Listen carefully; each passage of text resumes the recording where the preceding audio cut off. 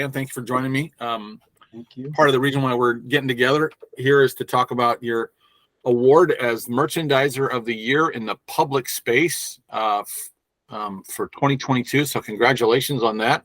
Thank you. You say you've been a member since 1990? 1990.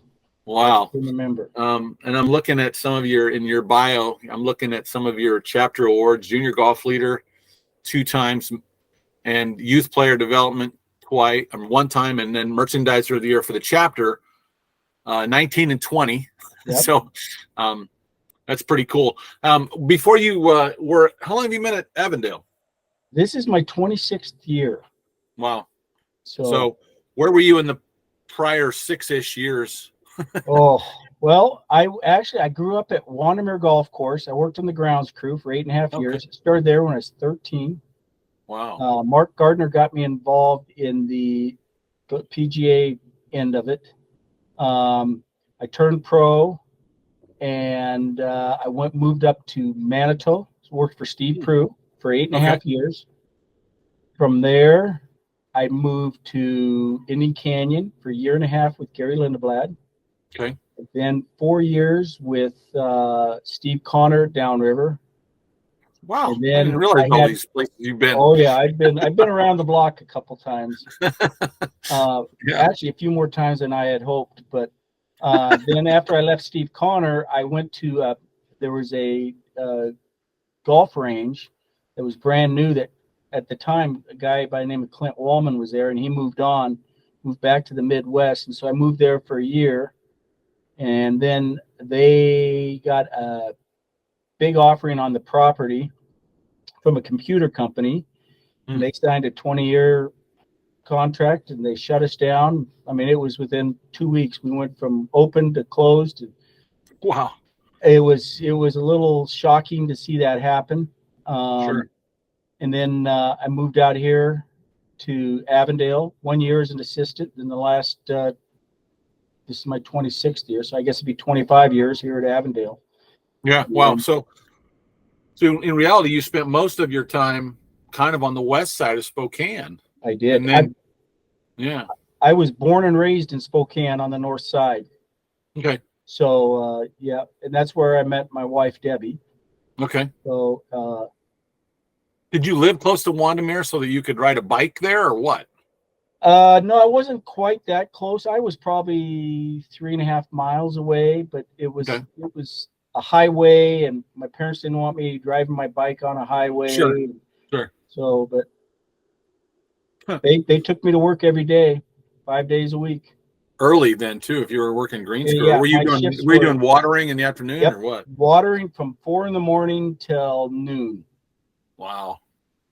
So you would down where I was a greenskeeper for a couple of years when I was 19 and then 21 when my wife and I got married at Emerald Valley, and I wasn't doing it, but we had a term for the people who did the night watering. Mm-hmm. You were a webfoot is what they called them down there, because you basically were, no matter what you did, your feet were going to be wet. Oh yeah. I understand. Doing the watering, I was kind of had a little perk. My dad was a fireman, so he brought home some fireman's gear, which was a killer, because you wouldn't think about it, but early in the spring, the nights got really cold. Oh yeah. Really, really cold. I froze my tail off.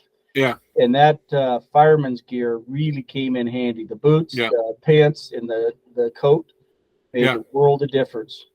So were you wearing like full size grown man and you were this kid? Yeah, I did, but I had enough clothes underneath to help shield me for some of it. Yeah. Cold was not an option for me. Yeah. I'm picturing like David and Goliath. You're putting on like the full grown soldier's gear, and you're like, I look like a little midget in it. My fellow workers thought it was pretty funny seeing I'm sure. There's times I caught them in it too. So yeah. Well, but they probably appreciated that you were doing that's a thankless job, but it's super necessary. It is. And I'm running the quick couplers. If once you have one of those things jump out of the ground at you, you're always a little bit skittish. Oh yeah, how about when that the coupler, you take it out, you pull the sprinkler out, and the valve doesn't shut. Yeah. You ever had a shot of water in your face at like 5 a.m, first thing? You're pretty awake after that. Good morning. I had a few of those stuck open. Yeah. It's probably more eye-opening than Maxwell House. So you probably were drinking, I'm assuming you were drinking coffee at a young age just to stay warm. Actually, I didn't. I loved my pop. Okay, And there you go. I probably shouldn't have done that. If hindsight being 2020, I loved my pop and I drank way too much. And about the age of 50 to 52, I became type 2 diabetic. Oh, okay. Well, So yeah. I didn't take care of my body, but I'm doing it now and trying to stay on the straight and narrow and do what I'm supposed to do. So you've been there for 25 seasons as the head professional, and you've owned the golf shop the entire time? Yep. Nice. The whole time. So as I'm looking through your bio, some pretty impressive numbers here. In terms of 2020, obviously everybody had a great year. Yep.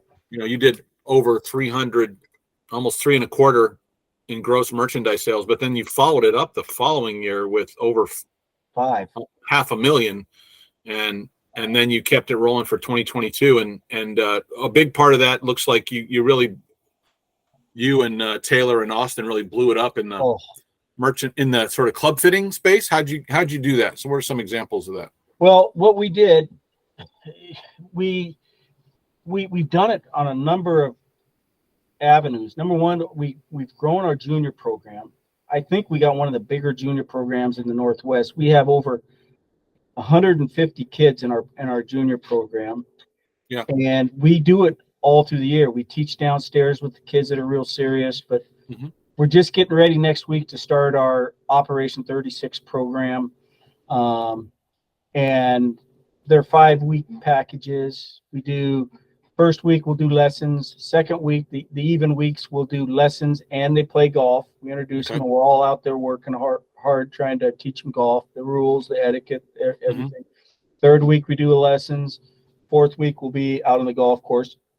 And we have a leaderboard with the best scores for the different distances. So the kids love that.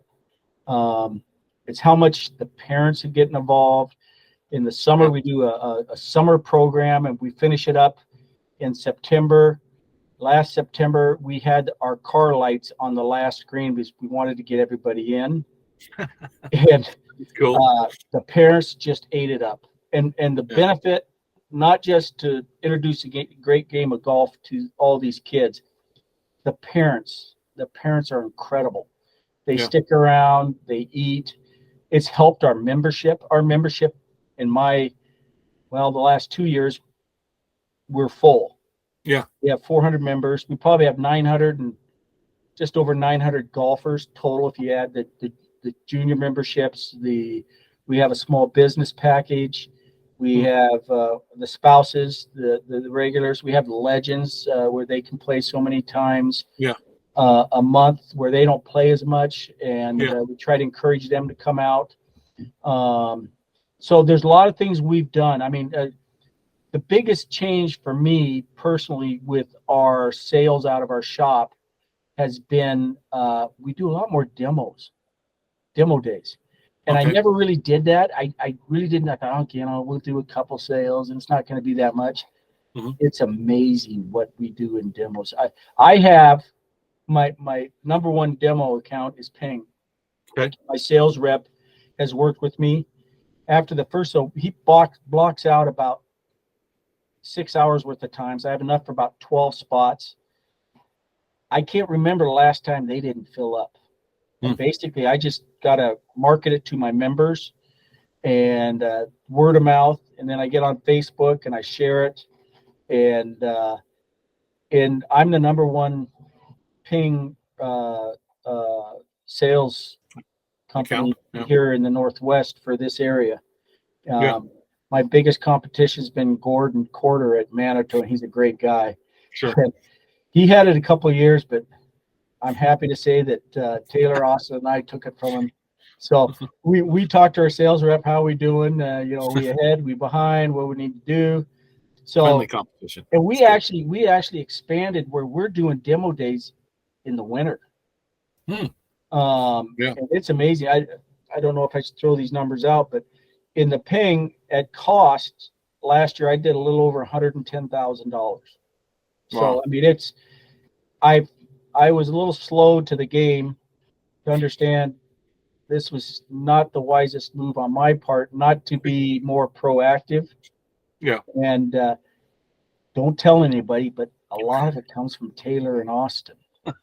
The young guys, as you can tell, I'm a little gray.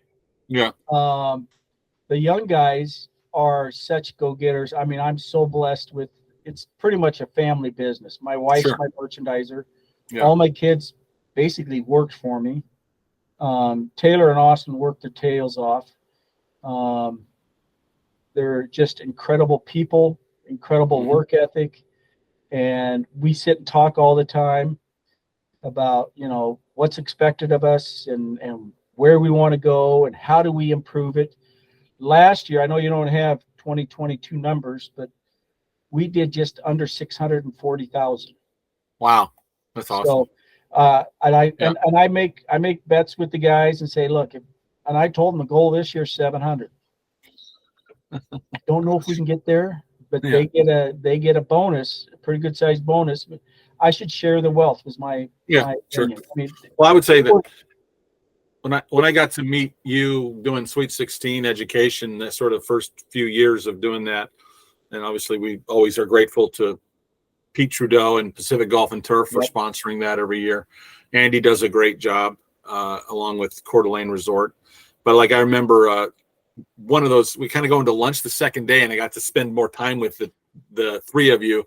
And in some ways, Austin is like another son to you. It's obvious, Absolutely. And the loyalty that they show to you and that you show to them, and seeing them both Taylor and Austin sort of go from, being associates to being full members, and seeing them develop and take on Operation 36. And I know you're proud of them. I'm proud of them too, because they're just great golf professionals. And it's pretty cool. In some ways, it's kind of interesting. You're winning the award as a public golf course because you technically are, but in some ways, you're private, semi-private. Yep. You're kind of almost like, what do you want us to be today?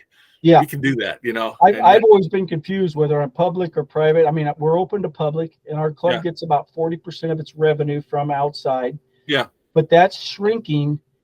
Because with the full membership, we don't have enough tee times to suit everybody. Like I said, we got, with members and all the different categories of members, we got 900 people for an 18-hole course. And we're going through pains here at Avondale that we haven't gone through before, in that good problems. It's a great problem. Yeah. And there's things coming down the road, that capital expenditures that we want to do, clubhouse, irrigation and things. And we're trying to save money. At the beginning of last year, we got completely out of debt here at Avondale. We've always been in debt since I've been there. We had a new sprinkler system in '96 put in, and we finally paid all that off. And now we're looking at another one here. They formed a committee to see when we need to get a new one. And so that's here at Avondale. I mean, from top to bottom, it's fun to be part of an organization that is all pulling one direction for one common goal. And it actually starts with the board of directors, and then it goes down to the department heads, and we have our weekly meetings, and we're all on the same page, and we're trying to get the best product out there. Our maintenance crew's excellent.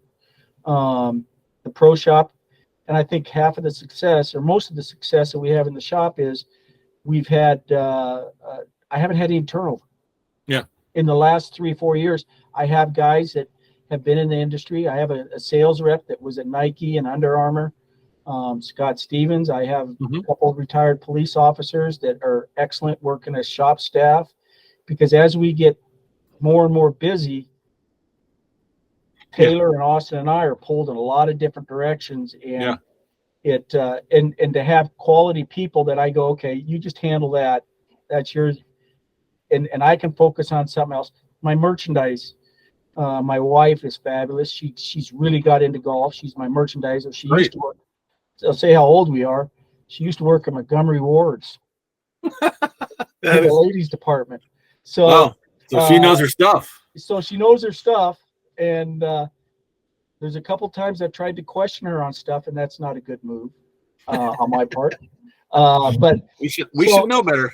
I should, but a lot of times I don't. We should know better. I don't have that ability as the older I get to speak my mind. I lose my filter. Well, you bring up something that one of the questions I want to ask you. One of your unique ideas in 2021, you had a spring fashion show.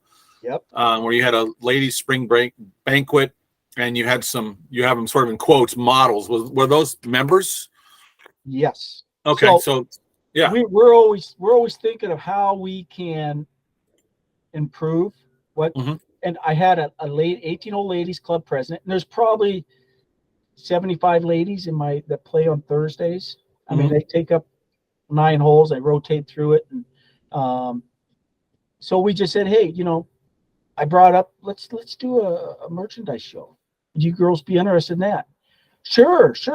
But she said one stipulation. I said, yeah, and I thought, oh, this is going to be good. So she got nine ladies to be models. They picked out stuff a couple days before, put it aside. They came down to use my office to change and do that. Taylor Ross and I had to be models too. I was going to say that's how you got to 12.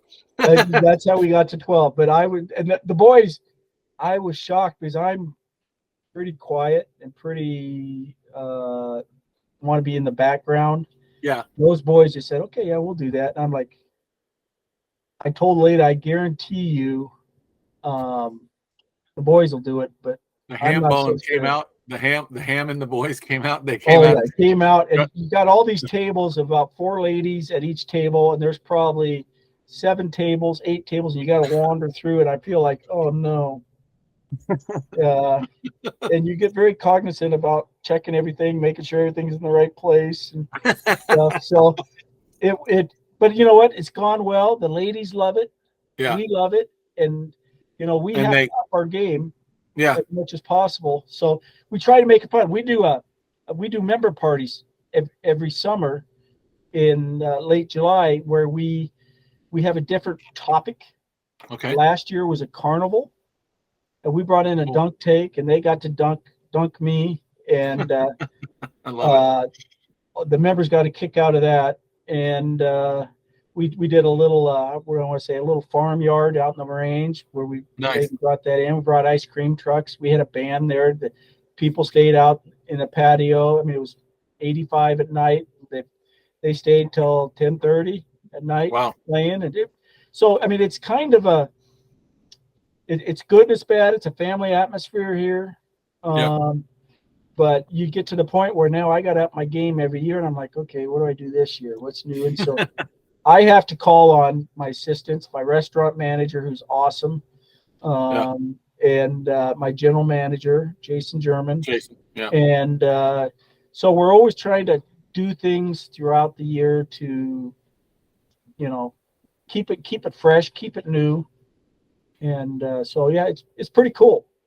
I would bet that with your wife and in some ways you've probably developed a brand in the area for being a place where women can find good gear. Yes. And you probably get some sales from outside that maybe they might play at another facility, but they feel like, oh, I can go there and I know I'm going to get a selection. I can find stuff that's my size. I can find shoes. I can, because, when if you want to sell women's apparel and women's gear, you kind of, it's like the old saying, if you want to sell shoes, you got to have shoes. Yes, absolutely. And we've upped our buy-in even more than I thought when I started going through it and stuff coming in. So typically each spring,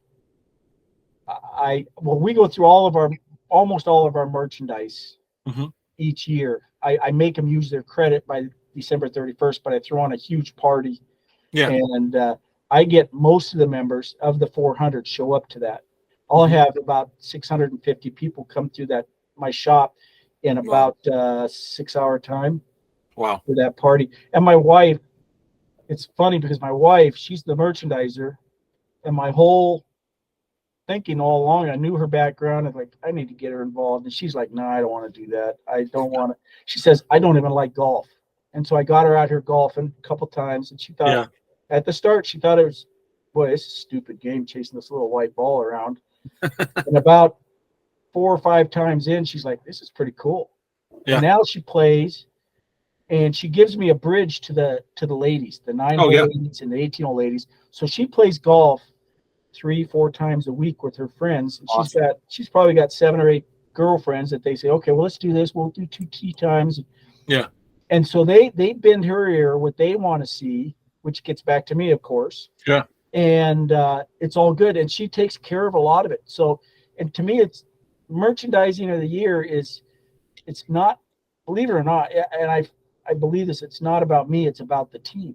Yeah. And relationships. I mean, I formed great relationships with my assistants, with the restaurant manager, the maintenance people out on the golf course, my general manager, and I'll throw things up against the wall, and they'll go, okay, that's a good idea, let's try that. And then they'll do the same thing to me, and I'm like, that's good, I never thought of that. Yeah. But my wife has been a great bridge to the ladies, because the ladies are typically a little harder. The guys are like, oh, hey, I forgot my golf shirt today. Here, I just need to grab a golf shirt. And you know, they're more impulsive. Ladies, they want the shirt. They want the quarter zip. They want the pants. They want the skirts. They want the whole outfit. Yeah. And that's been a little bit of a learning experience. So yeah, once they feel like once they feel like you kind of have the right offerings, they can be the most supportive. Oh, because hands down. If you get one that doesn't support you, you're going to hear about it. And I don't know any course that doesn't. I have a couple naysayers, but by and large, most of them are extremely happy. And I'm always trying to get my wife, Debbie, my merchandiser, she wants to change things up. So she has about, probably 30 companies. And she'll pick 6 or 7, 8 companies that she will do business with. And she's on the phone with them at least once a week. Yeah. And basically Taylor, Austin, and I handle the hard goods, the clubs and stuff. And I know my sales rep for Ping, Jacob, he just got a job over in Seattle, and I wasn't happy about that. I formed a good relationship with him, and he's made me a lot of money, and I've made him money. Yeah. And it's been a scratch each other's back type of situation. Sure. So I'm a little apprehensive. Ping's a top-notch company. I know they'll get somebody in here.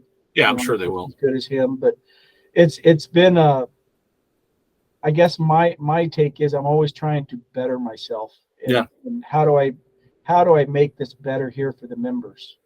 And but it's all about relationships with the sales reps, with my staff, and I am blessed. I mean, my staff is basically my family. And but we had talks all along the way when I first hired them. For example, Taylor, my first year here, he started on the range, worked his way into the shop, and then now a golf pro. But we've had to have some good talks. And I said, you need to understand where I'm coming from. I said, you having relatives are held to a whole higher standard, a bigger standard than everybody else. There's no shortcuts. There's no nothing. They're going to watch you, and it's going to be reflection on me. Yeah. And for your ears only, they love these kids more than me, which is good. So like I said, Austin and Taylor have been a couple right arms for me. I mean, I can't say enough positives about them. I've been blessed.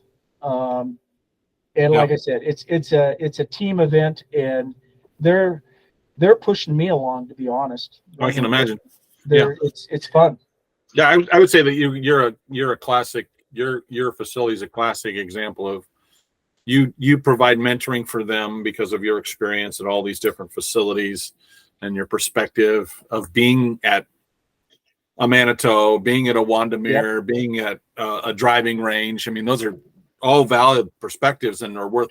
But at the same time, they're mentoring up you know, Yep. kind of like helping you stay more savvy with technology, helping you be more open to different ideas, and certainly having Debbie being the sort of soft goods leader that'll you probably wouldn't be able to do the demo days. That's another reason why No. you probably couldn't do it in the past, is you didn't have the bandwidth.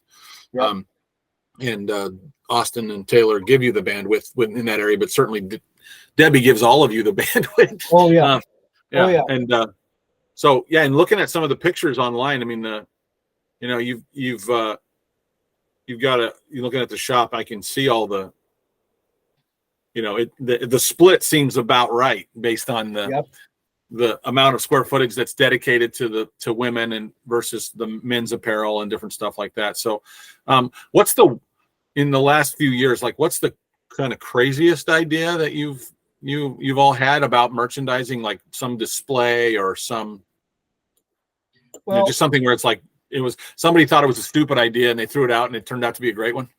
well, there's times, and this is a few years ago, I'd go through the shop and I'd pick, granted, I'm old, I'm conservative on my clothing. You see, I'm kind of, I went through the shop and picked, it kind of, you know, we got to have fun with it. So I picked the ugliest outfit I could put together, put it on the mannequin right in front of the thing. I said, the first one to sell that gets all the money from that sale.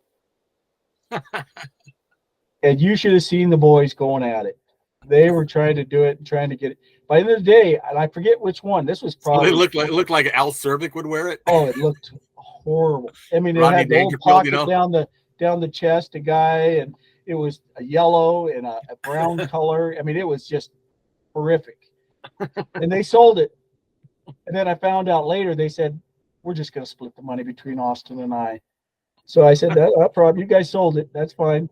So, you know, we try to keep it lively. Like I said, we have That's funny. member parties.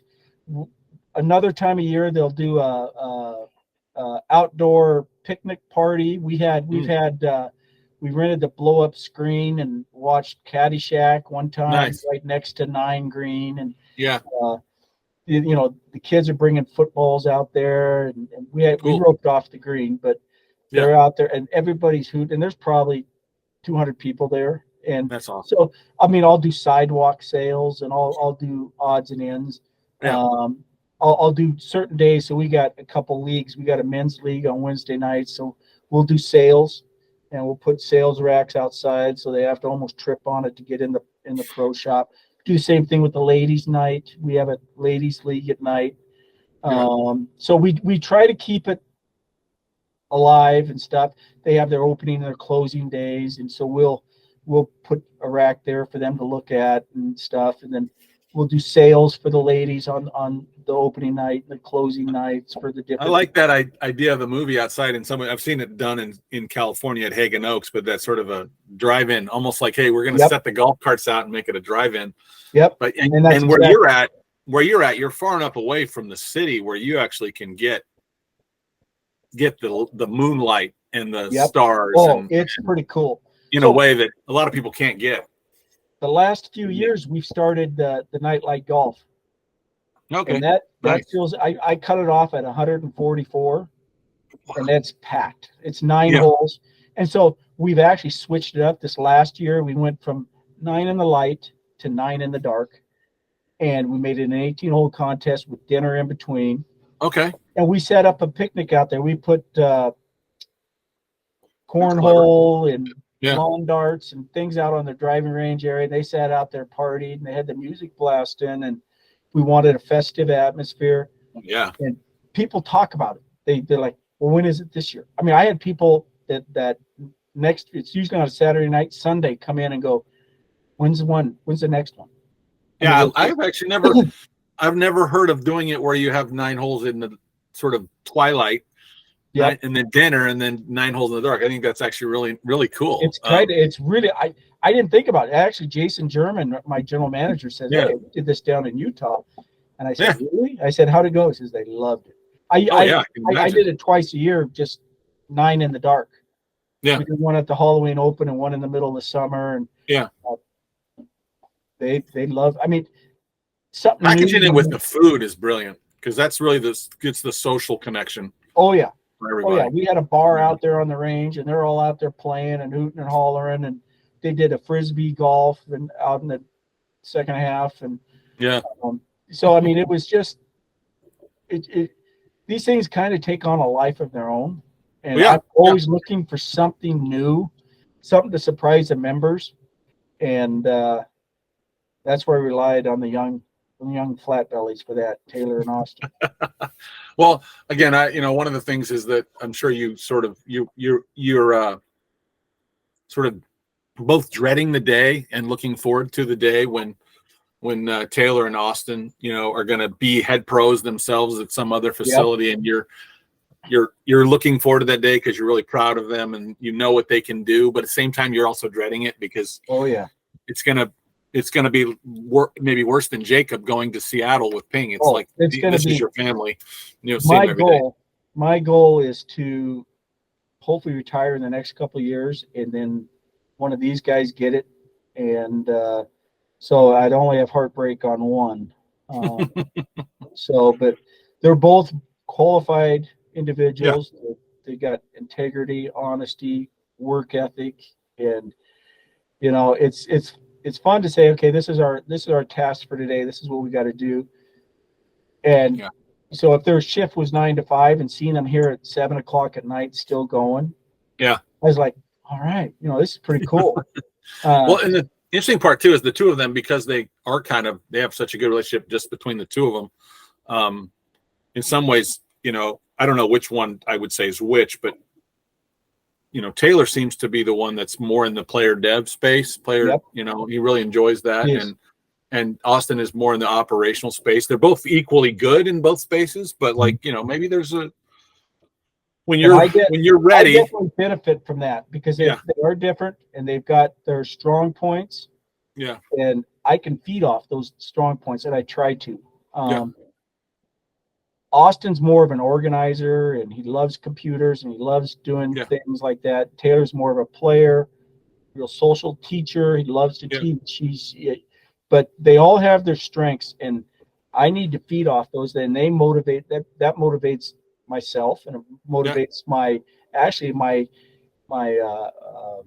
shop help staff. Mm-hmm. They see how hard we work, and they make comments, and so I kind of have a personal policy that nobody outworks me. And the older I get, the harder it gets. Yeah. We have some tournaments early in the year late in the year, where we have year-end tournaments in September and stuff, and it's an 8 o'clock shotgun, and we got to set up the driving range with the pyramids and stuff. And they always ask me, what time you want us there? I said, I want you here at 5:30. And they walk in at 5:30 and they see that I'm here. Yeah. That's hard. Hey, I thought it was 5:30. I said, yeah, 5:30 for you, but you guys can't beat me here. I have to be the first one here. So it's 5 a.m. I'm there. Yeah. I'm getting the sleet out of my eyes and stuff. Yeah. And so they're back to your Webfoot days. It's kind of one of those things. They get here a little earlier. They start getting at 5:15. If I said 5:30, and they're trying to beat me, and it's like, I might as well just live here. Yeah, you're back to your Webfoot days. Yes. Yes. Dang near. Well, Dan, it's been fun to chat with you. Certainly, obviously the thing that you have going at Avondale is, the cool part about Avondale is it's kind of whatever it needs to be for the golf clientele that are there that day. And I think you're with Jason and Debbie and Austin and Taylor and the whole team, you obviously have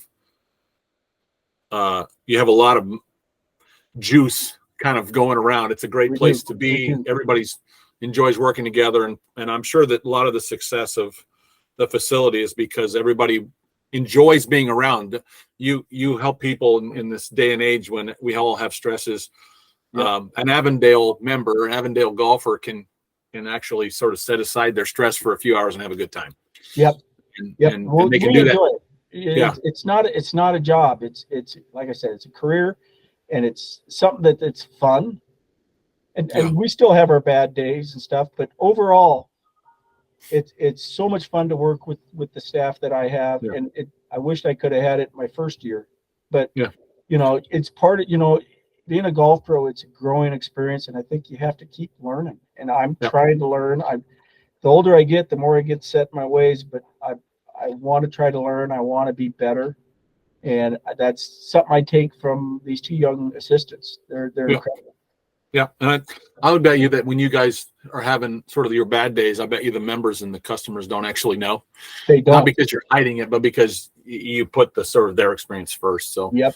that's It what is makes all about Avondale a pretty special place. So Yep. again, congratulations on winning the section award for Merchandiser of the Year, public. In your case, semi-private, I guess, but Yep. but certainly public access, Yep. so it still qualifies. So congratulations on that. And again, thank you for taking the time to meet with me. Thank you for being a great example golf professional for many, including Austin and Taylor and others. And I'm sure that in the future they will find themselves, if they don't already, saying things, well, this is what Dan taught me. Yeah. And I'm going to teach it to you. Right. So I know I do that with mine. So congratulations. Thank you very, very much. Proud of you and your whole team. And you did a nice job of giving them credit. So good Oh, there. they're awesome. I mean, it's not about me. It's about everybody here, and they make it fun for me to come to work. And you know what? I think a lot of golf pros have that problem after being in the business for so long. Sure. And, I come into work, I point the car at work and head that direction. And to see those guys here every day is just amazing. They're Yeah. incredible people. So I would encourage everybody to try to meet those two. Yep. It's well said. Thanks again for your time. Okay. Thank you, sir. You have a good day.